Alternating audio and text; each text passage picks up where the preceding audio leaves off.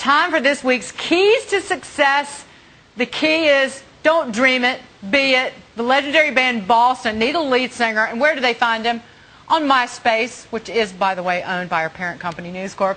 That's right, MySpace. Tommy DeCarlo went from fan to lead singer, and he's joining us now with his amazing story, along with bandmate, bassist, Kimberly Dahm. Thanks for both of you being here, because you have, Kimberly, your own success story. But Tommy, you went from working at Home Depot. That's right. You just have to tell us the story about how you wound up from being a fan to being the lead singer of Boston. Part of the key to success there was my two children being familiar with MySpace and being able to upload music to MySpace. But you know, it goes back to last year. Of course, the unfortunate passing of Brad Delp, which we all felt terrible about.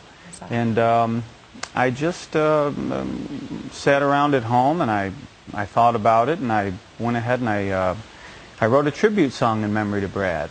And I also used to sing a lot of Boston as a kid growing up, just something for fun, you know, never did anything professionally. And my daughter suggested that I put it up on MySpace because I just wanted to share it with some other Boston fans.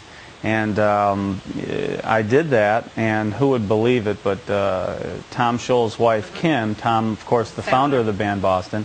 Tom Scholls' wife, Kim, came across my MySpace page and played it for Tom Scholls. And you got invited on stage to perform once, right? But then it's turned into, because you're on tour with them, you're playing at Jones Beach just outside of the city tomorrow night. That's right.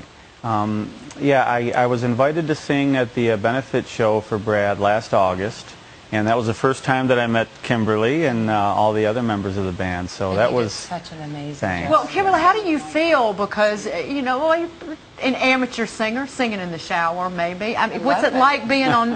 What's it like?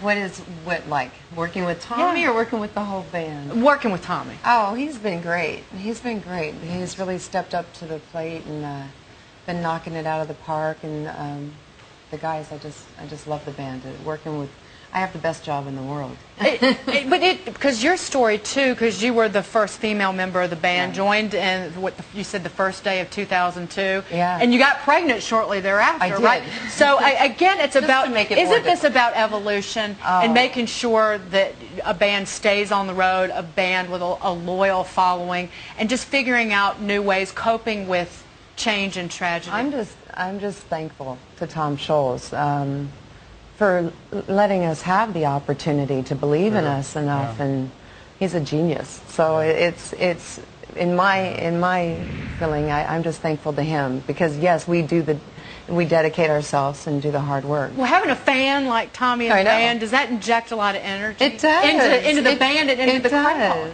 It does, because you really absorb the whole mood. I mean, I still feel like a fan myself. Yeah, absolutely, absolutely. Well, Tommy, what about the transition from just singing at home to being on stage? It seems like, was it as easy as it might seem on the surface for you?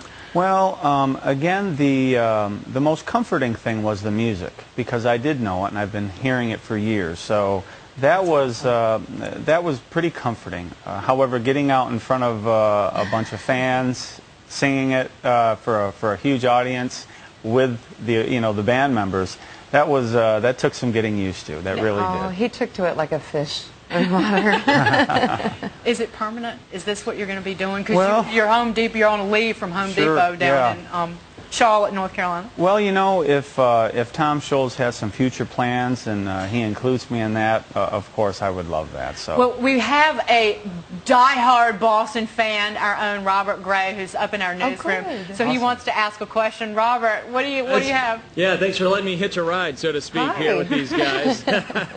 Listen, I wanted to talk to you, Kimberly. I know that Tom allowed you to have a song on the last album, and also for Tommy as well. You know, everyone's seen Rockstar, very similar parallels here to Steel Dragon, with Tommy being selected, maybe not out of the audience, but you know, a virtual way anyway.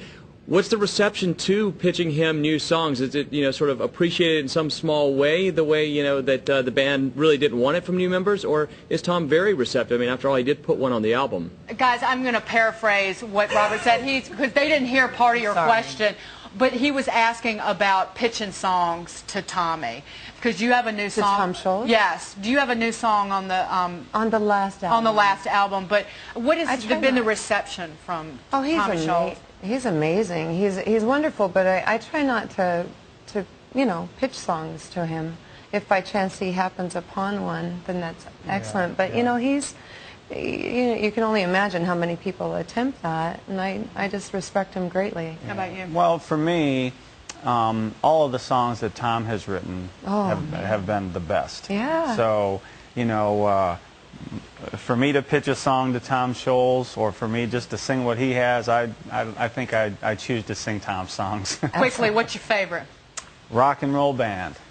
I like playing Foreplay a long time, but the Foreplay intro on the bass is just really fun. I don't have a favorite. I have many favorites. I know, Me too. it's I do hard. too. It's I been do difficult. too. Kimberly Dom, it was great to see Thank you so and much. also Thanks talk for about having us keys out. to success. Tommy DiCarlo. Thank you. Too bad I can't get to the show, but I wish I could. Oh, I wish I'm going to go you home and would. listen to some Boston. There you go.